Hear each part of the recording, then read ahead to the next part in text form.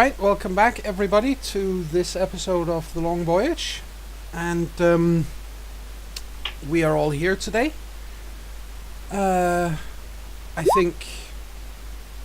yeah, I think we're all here. And let's get a recap from last time. Yep, hold on. There's people dropping in and out. You say we're all here, and as soon as you say that, someone drops out. Yeah. But anyway. That was me. I wanted to check if I really were on push to talk and ended up shutting out of the fucking conversation instead. Fair enough. Well, But I am on push to talk, so yeah. Okay, last time on the Long Voyage, we, the crew of the Fug Affair, continued on our journey to the hometown of the Sword of Victory in Tirglar's Liam and the giant fortress at the top of the hill therein, and we set about bringing ruin and death unto the people of this small townstead. And we did fairly well. We did run into some serious opposition in the form of some heavily armoured soldiers, but we were able to make it out of the situation with the only serious casualty being Uva taking an arrow to her sternum and surviving I used to be an adventurer once. Yep, and then you took an arrow to the tits. Yes. And now I'm still an adventurer because I'm badass. Yes. But now I'm a badass adventurer. Fair enough. Although we didn't stay for too long, because as soon as it was made clear that the reinforcements from the fortress were coming, which we would not be able to take on, we decided, like professional raiders, to scarper, get back on the ship, sail out, set everything else we could on fire, and then, following the advice of our former employer, Carotel, we set sail for lands unknown and left Tirglas for good, because if we stayed, Liam would undoubtedly find us and, I don't know, probably talk us into killing ourselves or something, just to be really spiteful. He would kill us dead. Well, as I say, he wouldn't need to. He just keep telling us to do it to ourselves until eventually we were compelled to do it. Either way, we continued sailing, and sailing, and sailing, and then sailing a bit more, without any land, without any means of resupplying water. I can't remember what came first, if we had the storm first, or if we came across the... Yeah, you had the storm first. Storm first, which, terrible thing, and it was very risky, and sacrifices of supplies were made that didn't seem to work, but the giant sea monster in the water that, laughed like some kind of evil demon, eventually went away, but it seems it only went away, as we discovered, when one of the crew appeared to be missing. He appeared to have been torn overboard, never to be seen again, which is a damn shame. Especially considering it was the one member of the crew who had lost all his family and was looking forward to vengeance in this world or the next, and now he's not going to get either, so sucks to be him. After the storm, we came across a huge bank of fog, as was prophesied by a vision gifted unto Frothy with his amazing powers, and many weird and wonderful and horrible things happened. We came across a strange land enshrouded in this fog, and after the captain and our team sort of set into exploring it, hoping to find water, we discovered that where we were was probably somewhere we really, really, really shouldn't be. We had somehow managed to stumble onto the plains of the Convocation, which in this world is holy ground. It is the place where the swords first appeared and where the rules of the Great Contest were laid out to them. Many swords lie dead there, and many have been returned there by their followers, just to remain perfectly preserved in that place. And as we discovered this, various undead things began trying to grab us, so we ran like all hell back to the boat. I think Ulva might have almost got caught and been forced to stay because she was too curious for her own good. But eventually we managed to get everyone off. And everyone had a big discussion about how this would live on in legends and be one of those things that everyone talked about ages down the line, and how obviously Ormo was destined for great things, seeing as he was the first person to walk upon this place. And he wasn't meant to be there, but he got there and he lived. And then after that wore off, we got back to a journey with very little food and water and no sign of land, and just at the point where everyone was about prepared to, slaughter each other in the ship out of boredom. Pretty much. Sindri spared everyone this tragedy by finally spotting something that looked like land in the distance. Although what that land is, we don't know, because that's where we cut off last time. Yes, that's where you cut off, Ooh. indeed. And now we are, in fact, back on board with all our merry friends of raiding Viking or pseudo Vikings, and you have, in fact, indeed, a foreign coastline in front of you. And it should probably be said, before we get to that point, the last couple of days in particular, you've been sailing for a very, very long time, but for the last couple of days, the one thing that has gotten everyone talking is something which has really been... It's been obvious for a while. It's been obvious ever since you escaped the plains that when you got out of the fog again after several days, apparently you've come a very, very long way. You've moved a very, very long way away from where you were. You can still navigate by the stars and so on, but they are located in odd places by now. You can recognize them, they're still there, but the constellations are not entirely where they're supposed to be on the night sky. And of course, the explanation that people have settled onto for this is that because the planes of the convocation is equidistant from everything else in the world, you could theoretically have been spat out anywhere. Well, yeah. Depends. Well, that's one way of putting it, I suppose. I suppose that's the politer way of saying it. Yes. So that has obviously, but again, yeah, sure, it's been a point of conversation, but on the other hand, what the hell are you going to do about it? So, no point in panicking about it or anything of the sort, and you can still recognize at least most of the constellations, although admittedly they are in weird places. So you are able to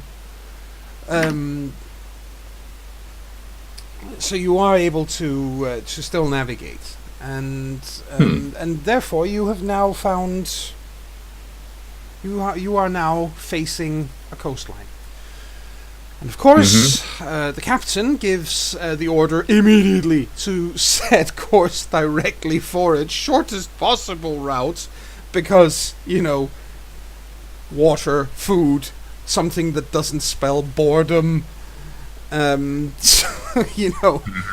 Everybody, you get the mast, you get the sail up, you get everybody on the oars, and the ship is all but exploding through the water because everybody wants to get off this boat.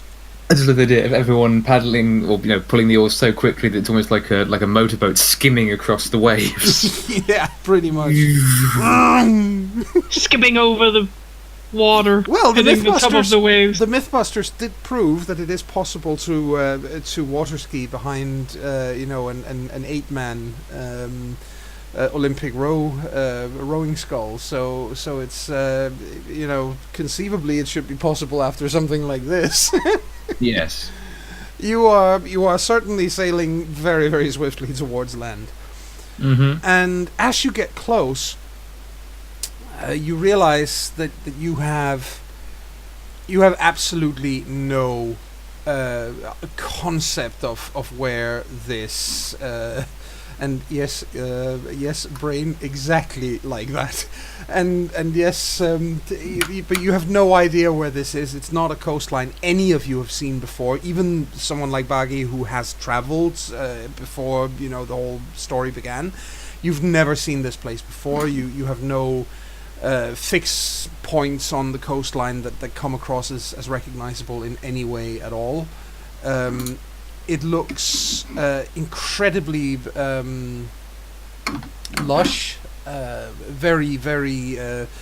It's green with trees, and you see a couple of low mountains sticking out of out of the of the green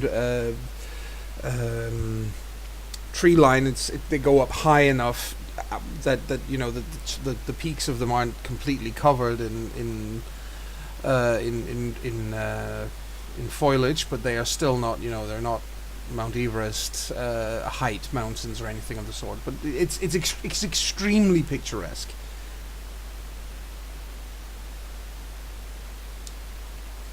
So yeah, Looks good. you do in fact get there and pull ashore immediately. Obviously, I mean there is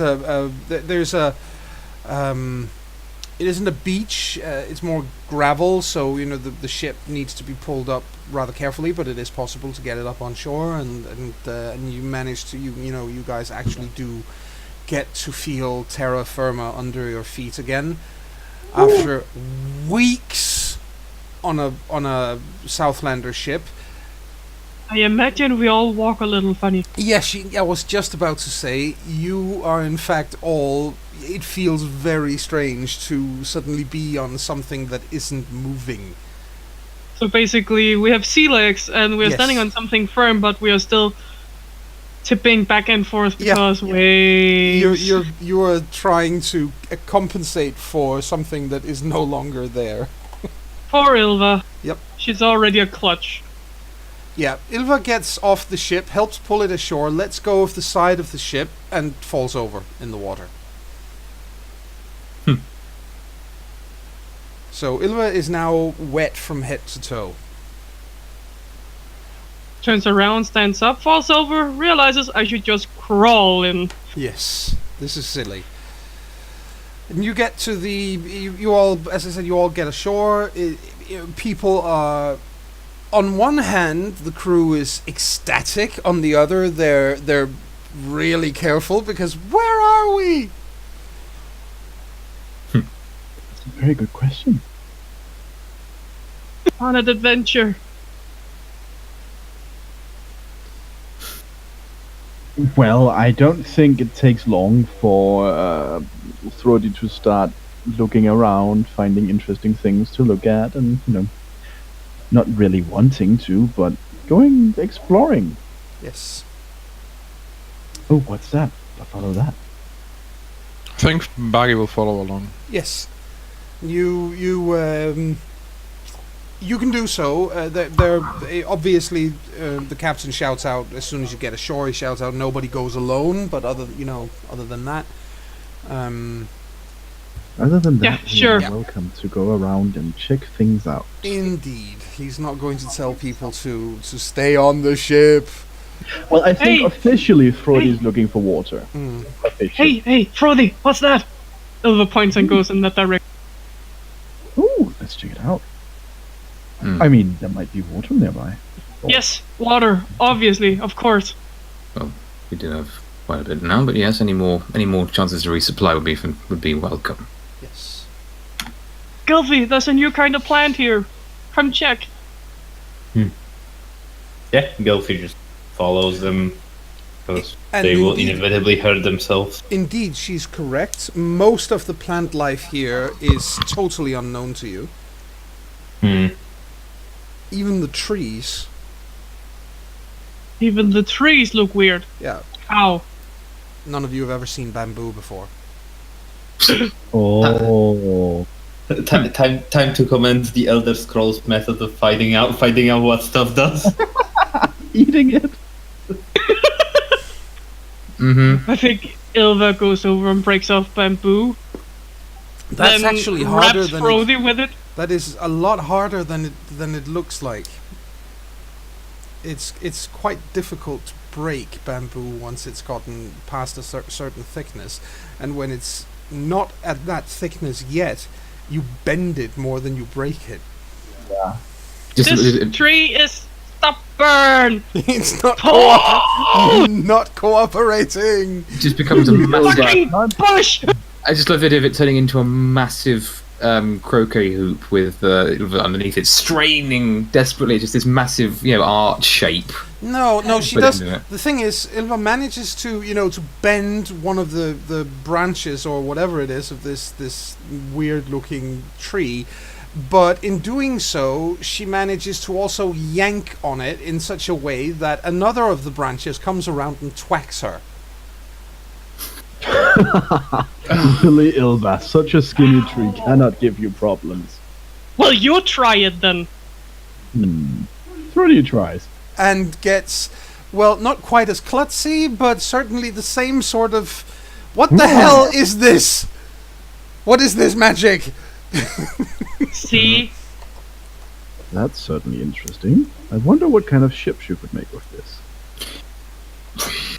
Also, when you finally do manage to get a piece of it off, you realize, of course, that when you look through bamboo, it's not hollow because there are these what are they called? The soft stuff inside. Yeah, exactly. But it's mostly hollow, and there are these membranes at the joints. But it's other than that, it's quite. Yeah, it really is quite strange. I think if you use this, if you cut it correctly, you could use this to store things. Ooh. And there are obviously bamboo trees here, or not trees. It's a bamboo. As far as I know, isn't even a tree. It's but kind of bush A stuff. reed. But It's you a find reed of some kind. you find bamboo in all manner of thickness, up to almost as thick as an arm. Very, very thick stuff. And then there's ones that are a bit thinner. Could be quite. Considering how tough they are, could be quite useful for making a makeshift spear. Baggy? Yes. You need a makeshift spear. You have your own. Could I get you to cut some of them down? You have an axe, right? I do, but I'd rather use it on flesh. Well, this is tree flesh. Oh, okay. Ilva looked like that. That was surprisingly easy, but she doesn't say it. Okay, it's actually surprisingly simple to get it cut down. And you realize once you do so, you would probably be able to cut it with most of you have a fairly large knife to hand. You would be able to cut these things reasonably easily. So if you cut it, it's easier. If you try to just bend try to it, yank it, it's not easy. it's not easy. Exactly. Let's cut a few lengths and take them back to the captain. Sure. Yes. Yeah, maybe we can find a use for them. I'm sure. Guilty is just like looking at the bamboo. It's like soft, quite soft, and that kind of evergreen style thing. Like looking, it will not burn well. You also, while you are fiddling with the bamboo, which is giving you all manner of difficulties, you realize that there are animals here, well, birds mostly, and they are extremely colorful. Oh. I mean, it's an explosion of color. None of you have ever seen anything like it. She just stares at one and then elbows Frody. Look. Oh. Do you think we could get a feather from that? That would be pretty. She looks thoughtful. Sindri, could you shoot it? I mean, yeah, well, maybe. How big are they? They are, songbird size or slightly larger. Basically, one of them is they're small. They're parakeets. Basically, they're small parrots. My thought Not were much if they were for big you. enough, we could eat them and then use the feathers for something else. Yeah. But Yeah. if they're that small, then they're not worth the hassle. Yeah, Sindri just looks at her, looks at the thing, and says, "Unless you want me to split it in half." Nah, that would destroy the feathers. I think any suggestion I have for what I could do would You'll result just in the burn same. them. Well, at least then we can eat them. Eat what? There's barely enough on there to. I'm sure there's something. Perhaps not if you eat the bones, I imagine they're quite crunchy. Well, they're rather small, and I remember from chickens that most of their size is actually feathers. So Besides, you don't even know if it's all that edible. These are new creatures. Well, Anyway. I've never heard of a poisonous bird. I'm willing to try. Quote from Frothy before he dies because he eats a poisonous bird. Yeah, I know such things exist, but they are very rare. They are very rare. So, Sindri shoulders his length of bamboo and he says, "Well, if you want to try, if you want one, Buggy, you can catch your own." Well, you're no fun. Speaking of, didn't you use most of your arrows back there? yeah, he I did indeed. He did. Yes. He's. So if we can find, I mean, do we find any of these thin enough to make arrows? Oh, you mean bamboo? Yes. Yes, there are plenty that are thin enough, but they're not straight enough. Yeah, Yeah. Gilfy still have some arrows. Can give you his. And you can hear, incidentally, not just the birds, but you can hear the sounds of other animals in the in the thicket. So It'd be worth doing a what's it called? Dance. No. Perception hearing test to see if anything's go ahead. sounds like it might be coming towards us, or is it threatening? Or it sounds like it could be a threatening animal. Yeah, go ahead. I mean, a growling creature is dangerous in any society. Yes, it is. Barely. Well, you manage. It sounds more like small or maybe small to medium animals nearby. None of them are growling or anything of the sort. So Mm-hmm.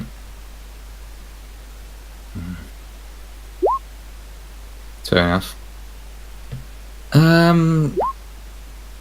Yeah. Sindri sort of nods to himself, contented that he can't hear anything big and dangerous, although he'll probably keep an eye out for something small and dangerous because some threats come at you unseen and unheard. mm-hmm. And Becky, Like snakes. I was thinking, I don't know what sort of things you'd have in. Ghosts. No, not yet. Those probably come later. But either way, Sindri looks like he's ready to head back to the ship. Sure, let's carry this back. Just a Yeah. moment. Thrody would like to find one of the very thick stalks of bamboo Yes. and then cut it so that he gets, a membrane in both ends. Yes. Because, as he said, these could be useful for storing things. Yes. And he likes script shoring, and he figures maybe he could use that ability to decorate it. Indeed, and actually, bamboo is very good for that sort of thing, as he is about to find out. It's difficult to cut at first because the surface of it feels almost lacquered, and but once he gets the hang of it, it's actually quite a good medium to work in. And he'll probably ask Gilfy how to treat the wood so that it doesn't rot. Yes. So, in other words, you probably spend the rest of the afternoon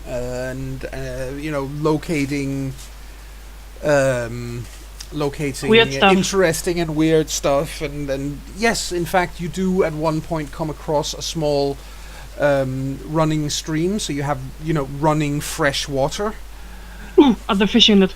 and no, it's too small. Oh. Well, we should fill up. Sindri, why don't you taste the water? Sindri, I think we'll sniff the water first, Yeah, and then it's water. yeah. And it's And obviously that is when we realize that the second he starts tasting it, Becky is upstream peeing in it. That would be so buggy. Yeah, it would be. You have him. You really have understood the character completely, haven't you? Yes. Crikey. Well, you do. It is just. Sindri sees that before he. Yeah, of course.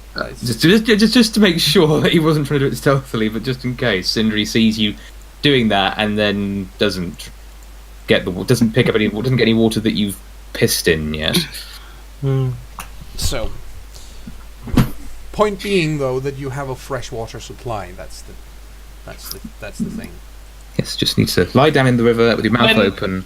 When Becky doesn't pee in it, you mean? Yes. He's tainted that water supply forever, and powers are angry.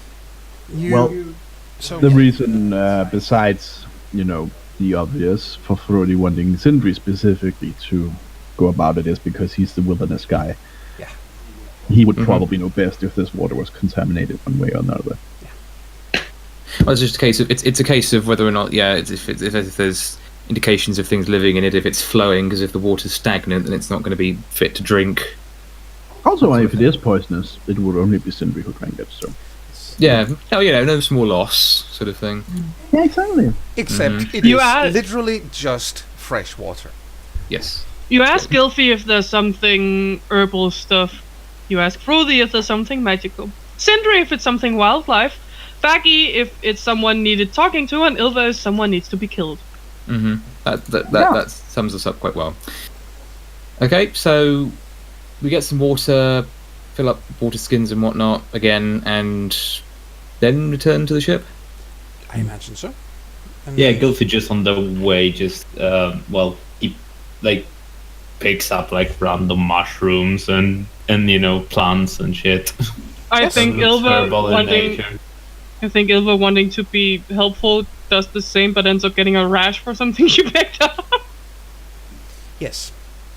So you get back to the ship and find that another one of the groups of crew that has gone out has found water as well. So you now have you have plenty of fresh water to restock the ship's supplies, and the captain has been looking a bit further along the beach where he and his brother and a couple of others actually came across something that looks like a pig.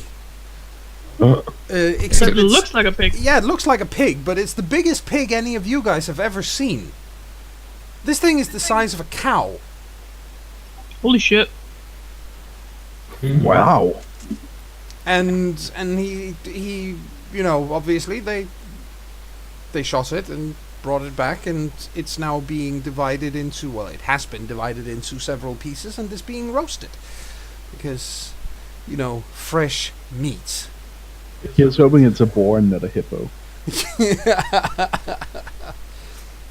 I found it in the water. Very weird pig. Yes. Yeah, definitely. When the meat is ready for cooking, when they done with skinning and cutting, Gylfi would definitely fully get excuse himself and go to actually cook this stuff. Yes. And he would pull out his his spices that he acquired back in Terglass. Yes. And there is no question that once that food is ready and prepared and served, Gylfi is the most popular man on the crew. Because this is a real meal of meat. That it's not fish. Mm-hmm. Just gotta get all that red meat. Yes, and it is very, very tasty, and there's plenty of it, and some of the men have come back with apples. They found a place where they found wild apples, and they did taste them very carefully to make sure that they were in fact apples, and they were. So there's fruits as well, and everybody is having a lovely, lovely evening back on shore at long damned last. Okay, what's gonna happen to send all to hell, I wonder? And we're like, this is very nice. Now when do we die? Yeah, I think even if nothing is going to happen, Sindri will be keeping an eye out along the coastline to make sure nothing tries to disturb their revels. Yes. Ilva is back trying to hit stuff with a bow and arrow. Indeed. She's no longer endangering people behind her. It's an improvement. And as night night falls, and it's a clear night. the moon is up, and you do in fact see one thing over the course of the evening. You see a ship out to sea, sailing along the coast, and it doesn't seem that they don't seem to have noticed you. Okay. That's one. What does the ship look like? I shall show you. I shall, in fact. There's a few different- show you how it Few looks. different options.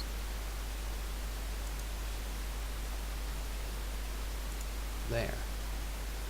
Yeah, that's it's not like nothing we've ever seen before. So as soon as you just looked at it and said, I don't know if there was something in that water after all, but I could swear I can see a castle moving on the water. And people obviously stop whatever they're doing, and they turn and they look, and they're like, what?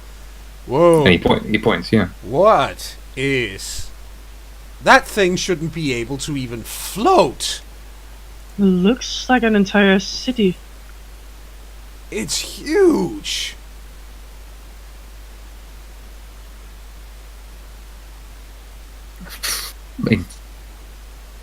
I mean, How many men could they have on something like that? hundreds. How do they even... I mean, what's the point of building a... well... If you have a strong side wind, it's going to topple over. One of the others says, should we go and politely tell them that, they've made ships the wrong way? Well, it seems alright for now. I mean, I'm sure they must have thought about that when they made it. But Maybe it's as broad as it's tall. Then it would barely be able to move. I mean, if you have a square... Have you ever tried pushing something that's square through the water?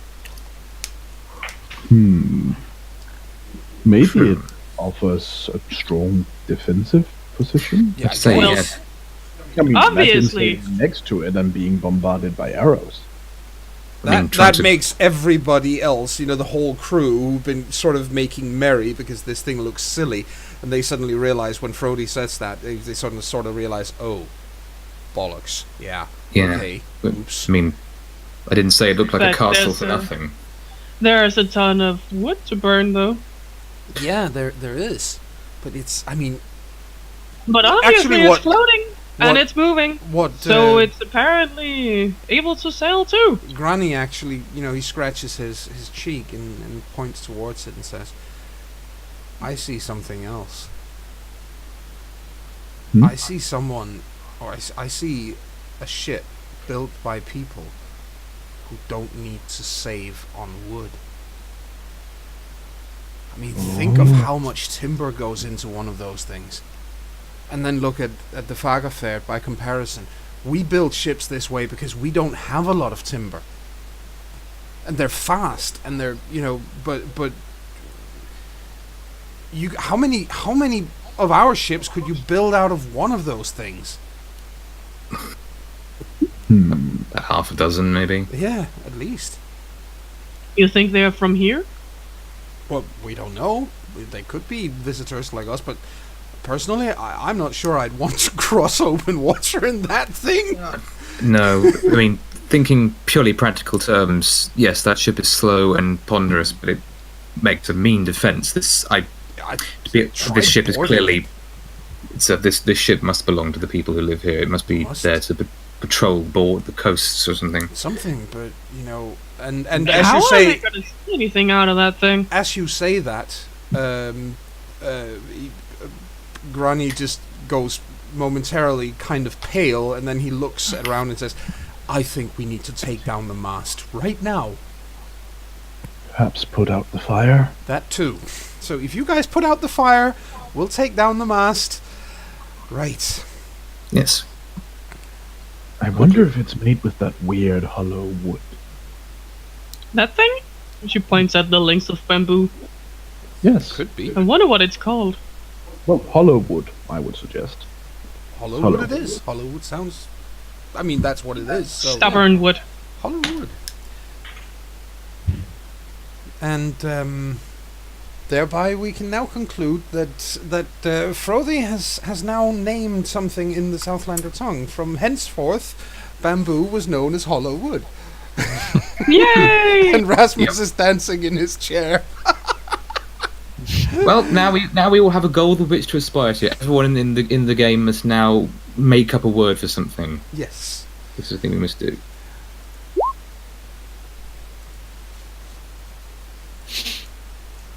Yeah. Okay. I think it so- looks better if you combine it to Hollywood. Yes, Hollywood. It's Frothy has made Hollywood. That's exactly what he's done. No hollow wood, but in one word. Yes. But now we need to name a major centre of cinematic production after it at some point. Anyway, Yes. put out the fire Yes. as efficiently as possible. Indeed. And you very quickly manage to quench any fires, and you get the mast taken down, and no problem. It's fine. And again, whoever is out there isn't changing direction or anything, so presumably you're fine. You're safe. Maybe, but Ilva has this nagging feeling that even if they found something, it would take them forever to get in, so they might have someone else to come look. Possibly. Yes. Now that would be smart. You think they aren't smart? No, I'm just saying it would be smart.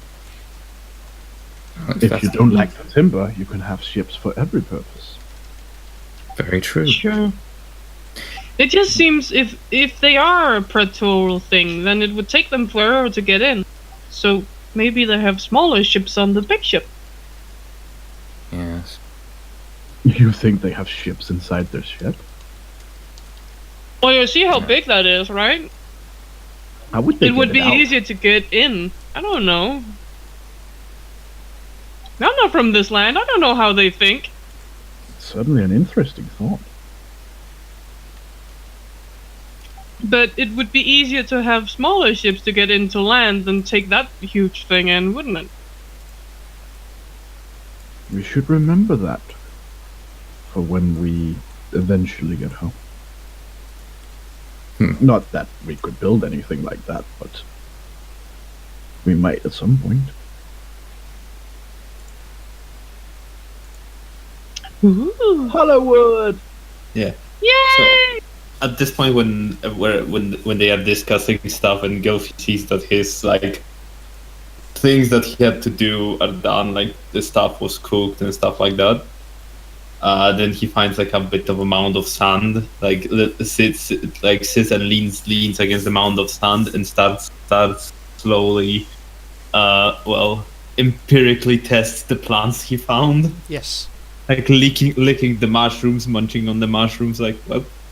We have to find out somehow. Yes. Taking Yes. my- you do, in And fact. suddenly he's seeing a ton of weird colors because Yes. one of them were Trip- hallucinogenic. Tripping on mushrooms. Yes, you have a very trippy Gylfi, and moments later you also have a very very vomity Gylfi, but you do learn that some of these things are at least edible. Some of them certainly are not.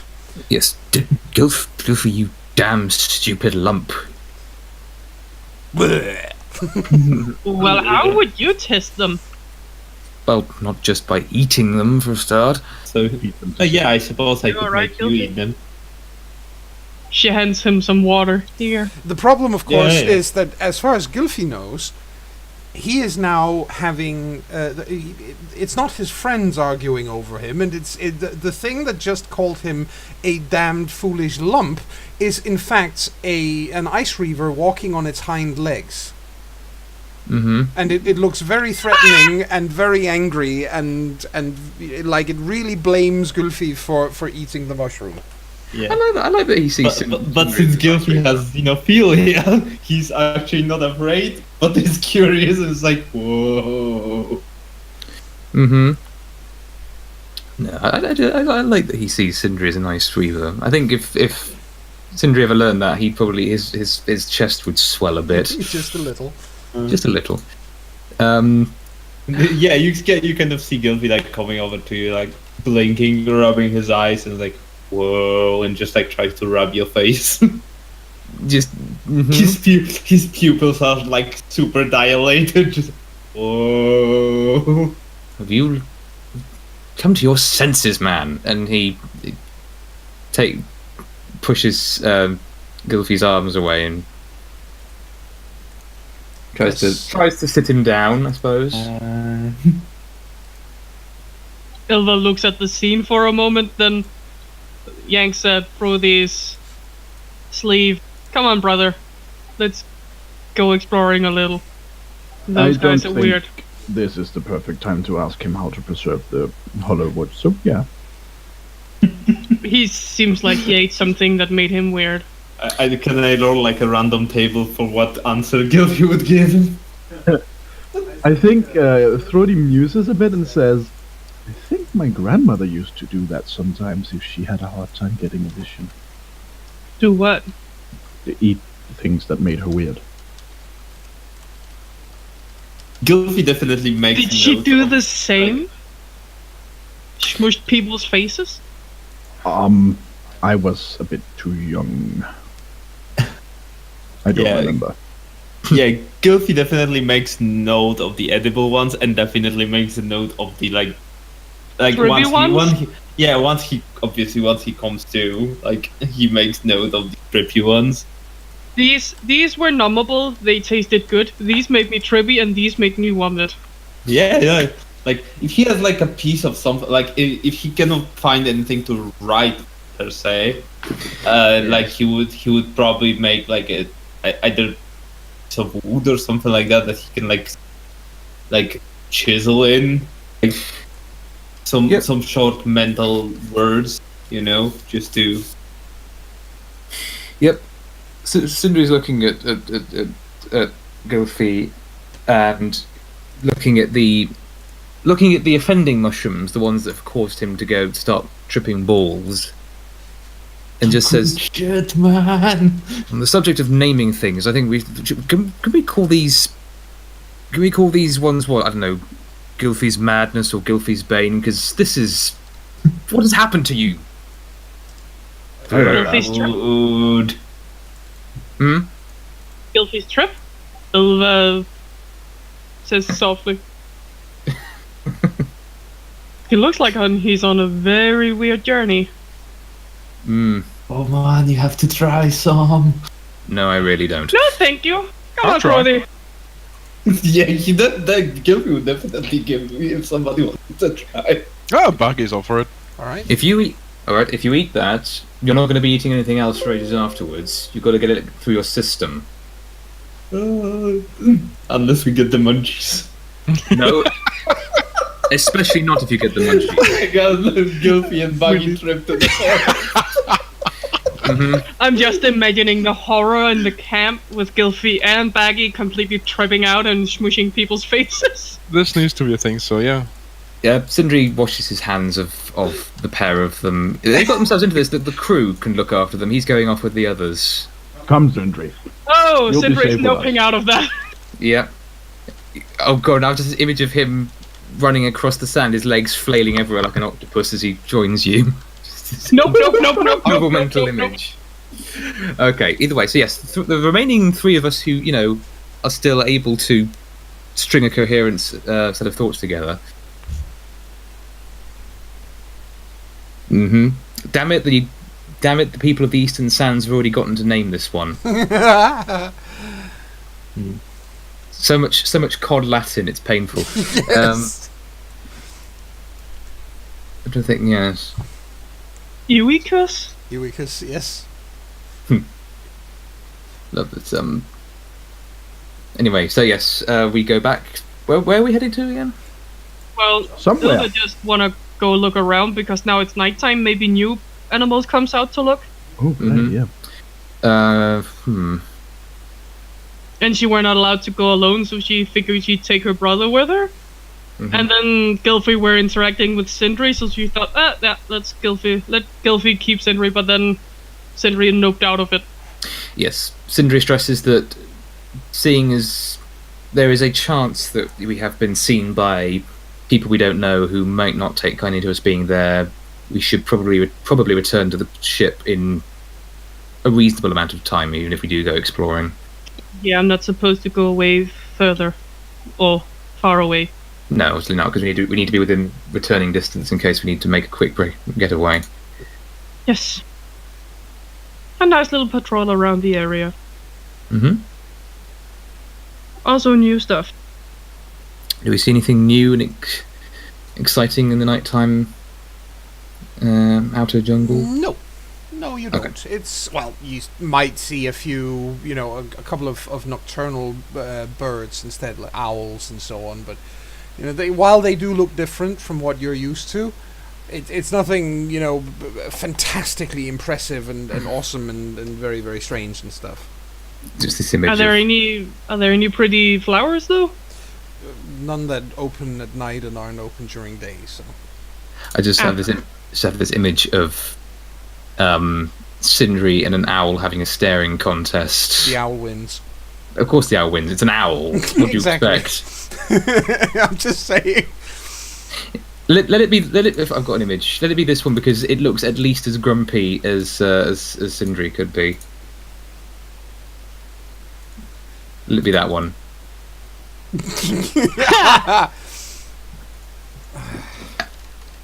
Damn you.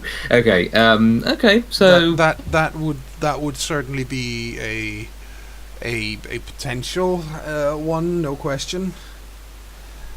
fair enough. No, it's one of. Okay. So Let it I be this one personally- though. I was about to say I think it more likely to be. Let me have a look at that one. look at that. The pirate. Yar. No, it's twitching with rage. I mean, look at it. Yes. Yeah. Let it be that one. That is a Take face that look. just says, "I will hurt you." Oh my goodness, that's a very. I was actually thinking more along the lines of this thing. Let's have a look. Antique Chinese. Aww. Oh, see that one looks benevolent. That one was just smoke. That's a That baggy looks owl. like it looks like it participated in the drugging with guilty. Yes, trippiest owl ever. It kind of reminds me a little of Baggy, that it looks like it's smiling, and it's also a little fat. Yes.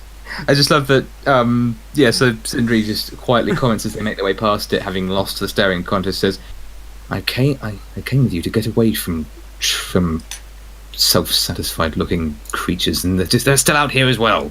Is everything high on mushrooms out here? What? That would certainly be an interesting man.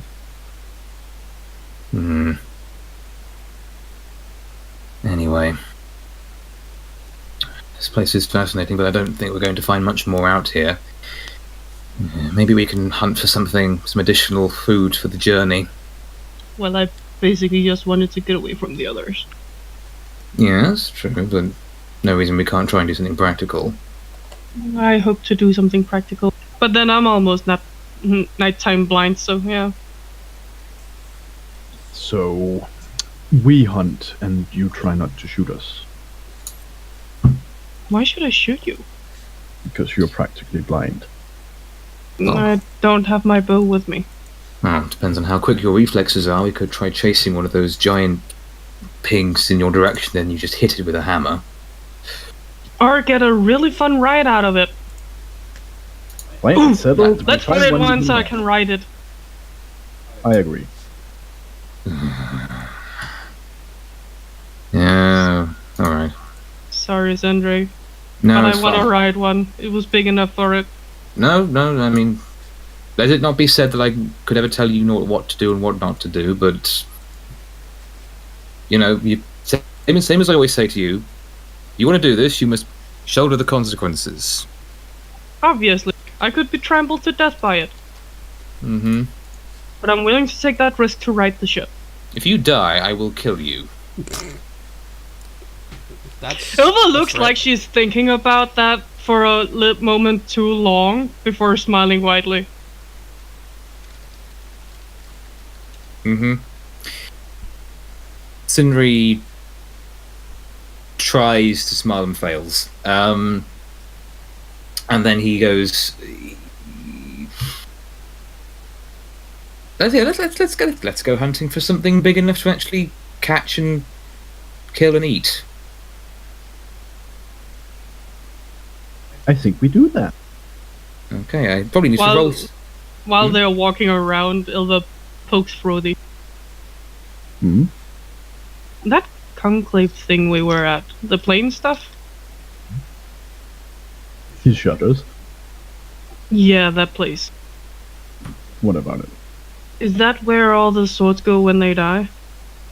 If they're brought there by their royal subjects. But if we weren't supposed to find the place, how would they find it? Because when they are bringing a sword, they are supposed to find it. It's the same as going into a house you have the key to, and going into a house you do not have the key to. We did not have the key. And yet we got there. Well, either we snuck in without being spotted, or I mean, some people in the crew seem to have the impression that we might have been invited in. Yes, as the saying goes, only those who are not mortal can enter. And some say that you can be made immortal through legend. Mm-hmm. You're saying that's why we got there? Well, It's more what's what possible. yes. I mean, the arrow to the chest really reminded me that I'm very much mortal. Yes, well, again, living on through legends doesn't mean that, you know, everyone sees their journey through to the end, or that it doesn't end badly. Besides, forgive my cynicism, though I suspect it will most likely be the captain more than the crew that gets remembered, the name that stands out. Well, isn't that why you want to be a captain? To be remembered? Possibly. I don't personally want to be a captain, but I don't think I'd be good as a captain. A captain can't run a ship alone, however. No, of course You'll not. remember that. No, but they're usually the ones being remembered. Yeah. Still, it'd be nice for us all to be remembered with names and titles. I mean, True. Ilva the Hammer, Fro the Fire Weaver, Oh, I like that. Sindri the Grim, the Sour. I think I was going to say Sindri Sourpuss, but I think the Grim has a good ring to it if you're going to be a legend. Yes. Nah, Sentry the goat is better. Agreed. What? Ilva sets off. I'll show you, goat, you. Bah! And as you make that sound, and half the jungle takes off in flight, and there goes any chance we have of hunting something. Well, we were looking for a huge ass pig, not a bird. I mean, you were. I was looking for anything, but now it's all gone. So might as well I return don't home. imagine a giant pig would be afraid of a goat. And I'm Suppose not. pretty sure any pig would hear it's a very sick goat, because I'm not good at saying what they say. And I'm sure Sindri has the hunting abilities to find one for us. Obviously. Yes, but not now. It'll take too long. Now that their guard will be up. Do you have anything else to do? Go back to the ship. Already? No, I suppose we can continue to stay away from the others. That's a good point. They need names as well, don't they? What would we call them? What? Buggy and Gilfy. I mean, they're part of our... Buggy the Boastful. Buggy the Boastful. Or Bargy Serpent Tamer, maybe. He says with a grin. Ilva looks like that doesn't really fit for a moment. And then Sindri looks at her and says, think about it. There's no snakes on this ship. There are a lot of snakes on this ship, Ilva. Yeah, yes. And... Gilfy of the Healing Hand, maybe? Nah, it's a bit too long-winded. But I'm sure we'll think of something. And if not, I'm sure his deeds on this journey will earn him something suitable. Healing Gilfy? Well, then that just sounds like he needs healing, or he's being healed. Ah. Well, let's face it. We're not going to call him Gilfy the Cowardly, because that's just insulting. Why the hell would we call him that in the first place? Well, you do remember before this journey began, Ilva, that he did have something of a reputation for it. Yeah. But look how Tends to far he's avoid come. fighting. Exactly. Thrody looks less than convinced. What about Gilfy the Good-Hearted? Something along those lines. That would fit better. I mean, he is priding himself for being good-hearted. Some would And he call it really... soft. I mean, just being mean. No.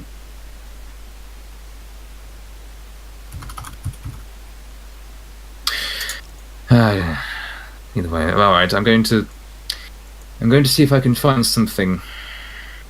We can't split up, but stay a reasonable distance from me and try to keep your voices down, please. I think Thrody looks at Ilva. Ilva looks like she's about to do the exact opposite just to spite him, but doesn't. Because then he really would just go back to the ship. Yep. And I think this is a good place to have our first break, while you guys are out hunting and so on. But we've coming up on an hour. And so. Peggy and Gilfy are very, very, very high. Yeah, Yes. they're definitely Pushing the faces of the others. Yeah.